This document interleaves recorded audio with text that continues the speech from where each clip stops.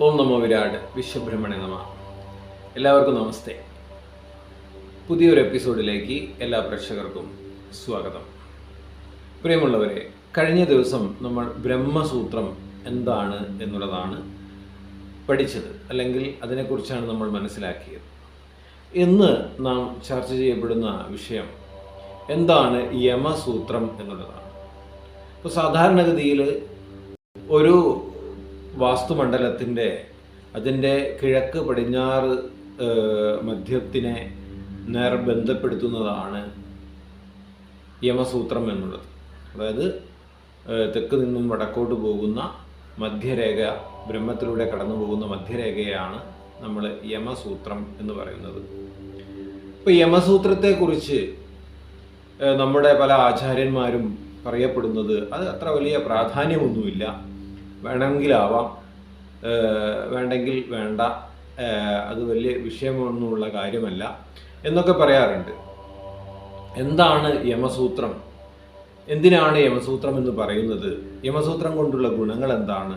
യമസൂത്രം കൊണ്ടുള്ള ദോഷങ്ങൾ എന്താണ്? എന്നുള്ളവയെക്കുറിച്ചൊക്കെ നമ്മൾ മനസ്സിലാക്കേണ്ടത് അത്യാവശ്യമാണ്.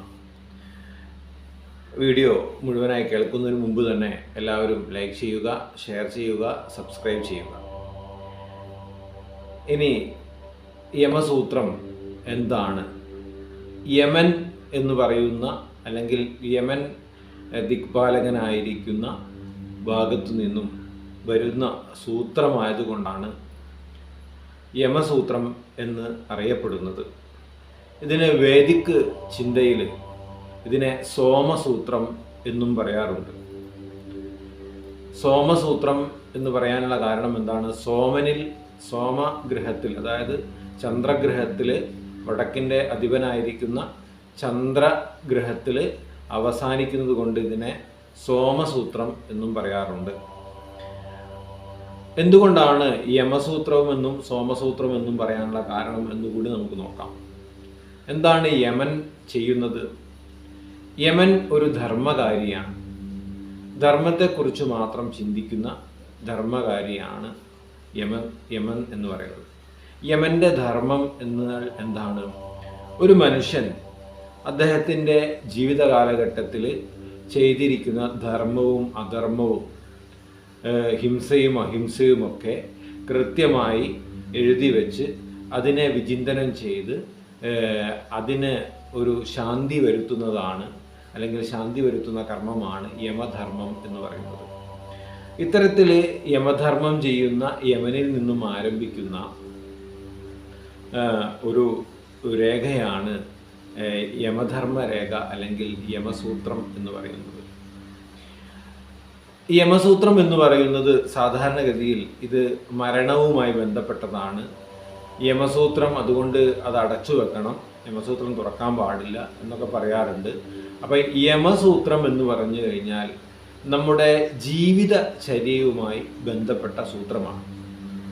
ഒരു ജീവിതത്തിൽ നാം എങ്ങനെ ജീവിക്കണം, നമ്മുടെ ചര്യാവിശേഷം എന്തെല്ലാമാണ്, എങ്ങനെയൊക്കെ ജീവിച്ചാലാണ് നമുക്ക് ഒരു ധർമ്മ ജീവിതം ഉണ്ടാവുക. ഈ ധർമ്മ ജീവിതം ഉണ്ടായാൽ മാത്രമേ നമുക്ക് മോക്ഷം ലഭിക്കുകയുള്ളൂ. അതായത് ജീവസൂത്രത്തിലൂടെ കിട്ടിയ ജീവനെ, അല്ലെങ്കിൽ ബ്രഹ്മത്തിനെ, അതിനെ കൂടുതൽ പരിപോഷിപ്പിക്കുന്നത് നമ്മുടെ ജീവിത രീതി, നമ്മുടെ മനോമണ്ഡലമാണ്. അതുകൊണ്ട് അതിനെ പരിപോഷിപ്പിക്കുവാൻ വേണ്ടി, നമ്മുടെ മനോമണ്ഡലത്തെ ഉയർത്തുവാൻ വേണ്ടി യമ നിയമങ്ങൾ പാലിച്ച് ജീവിക്കുന്നുണ്ടോ എന്നുള്ളതാണ് യമസൂത്രം കൊണ്ട് ഉദ്ദേശിക്കുന്നത്. അപ്പോൾ യമസൂത്രം പോകുന്ന വഴിയിൽ കൂടി, യമസൂത്ര വണ്ണം കടന്നു പോകുന്ന വഴിയിൽ കൂടി നമ്മൾ എന്ത് ചെയ്യണം? യമനിയമങ്ങൾ പാലിച്ച് ജീവിക്കുന്ന രീതിയിൽ അവിടെ യമനിയമങ്ങൾ പാലിക്കണം. ഇപ്പോൾ ബ്രഹ്മത്തിൽ യമനിയമങ്ങൾ പാലിക്കുക എന്ന് പറഞ്ഞാൽ എന്തൊക്കെയാണ്?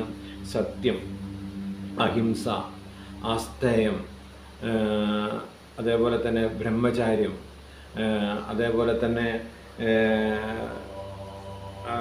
അപരിഗ്രഹം തുടങ്ങിയിട്ടുള്ള കാര്യങ്ങളൊക്കെ നമ്മളവിടെ ചെയ്യേണ്ടതാണ്. അതായത് സത്യം മാത്രം പറയുക, അഹിംസ ചെയ്യാതിരിക്കുക, അഹിംസ പരിപാലിപ്പിക്കുക, അതേപോലെ തന്നെ നമ്മുടെ ആസ്തയം, മറ്റുള്ളവരുടെ ഉയർച്ചയിൽ അസൂയപ്പെടാതിരിക്കുക. അതേപോലെ തന്നെ ബ്രഹ്മചാരി ആയിരിക്കുക. ബ്രഹ്മചാരി എന്ന് പറഞ്ഞു കഴിഞ്ഞാൽ നമ്മൾ വിവാഹം കഴിക്കാതിരിക്കുന്നതിനല്ല, ബ്രഹ്മത്തെ ചരിക്കുക. അതായത് ഇന്ദ്രിയങ്ങളുടെ ആധിക്യത്തെ, അല്ലെങ്കിൽ ഇന്ദ്രിയങ്ങൾ ഇങ്ങനെ നമുക്ക് മനോസുഖത്തിന് വേണ്ടി, ഇന്ദ്രിയ സുഖത്തിന് വേണ്ടി പല കാര്യങ്ങളും നമ്മളിങ്ങനെ ചെയ്യും. ആ ഇന്ദ്രിയ സുഖങ്ങളെ ത്യജിച്ചുകൊണ്ട് ബ്രഹ്മത്തെ പുൽകുന്ന അവസ്ഥ, അല്ലെങ്കിൽ ബ്രഹ്മത്തെ മാത്രം ചിന്തിക്കുന്ന അവസ്ഥ എന്നുള്ളതിനെയാണ് നമ്മൾ എന്ത് പറയുന്നത്, ബ്രഹ്മചാര്യം എന്ന് പറയുന്നത്. അതേപോലെ തന്നെ അഞ്ചാമത്തത് നമ്മുടെ ആസ്തയം എന്ന് പറയുന്നത് എന്താണ്, അസ്ഥി അല്ലെങ്കിൽ ആസ്തി. നമ്മുടെ ആസ്തി ഇങ്ങനെ വർദ്ധിച്ചു വരുന്നതിന് നമുക്ക് എന്തുണ്ടാവാൻ പാടില്ല, നമുക്കതിൽ ഒരു ക്ഷാത്രവീര്യം ഉണ്ടാവാൻ പാടില്ല. അതായത് ആസ്തയം എന്ന് പറഞ്ഞു കഴിഞ്ഞാൽ നമ്മുടെ